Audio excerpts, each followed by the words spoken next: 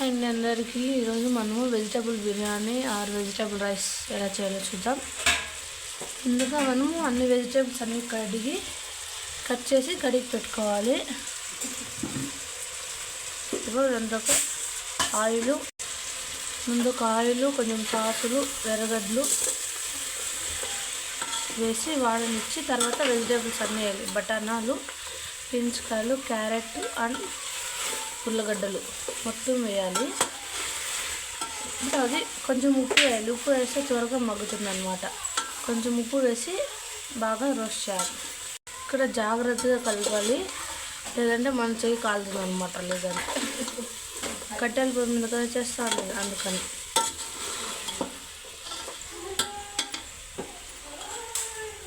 ఇక్కడ లైట్ సరిపోతలేదు బాగా.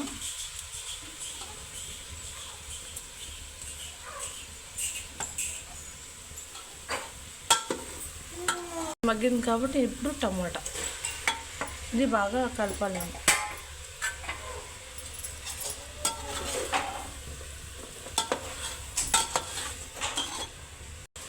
ఇలా బాగా ఫ్రై కావాలి. ఇది బాగా మగ్గే వరకు మనం కావాల్సినంత రైస్ తీసి కడిగి పక్కలో పెట్టుకోవాలి. ఇప్పుడు మనము దీంతో నిండా రైస్ తీసుకున్నాం కాబట్టి 2 గ్లాసులు నీళ్ళు వేయాలి. ఇంత 2 గిన్నెలు అలా వాటర్ వేసి ఒకసారి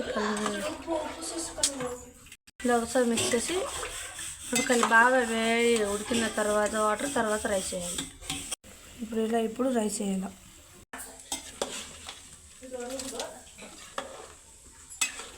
ఒకసారి రైస్ వేసి కలిపెట్టేసి ప్లేట్ మూసిపెట్టి కొంచెంసేపు ఉడికినవి అంత రెడీ అయిపోతుంది అనమాట.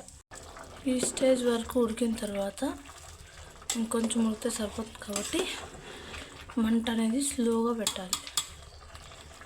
మంట స్లో పెట్టి ప్లేట్ మూసి పెట్టాలి.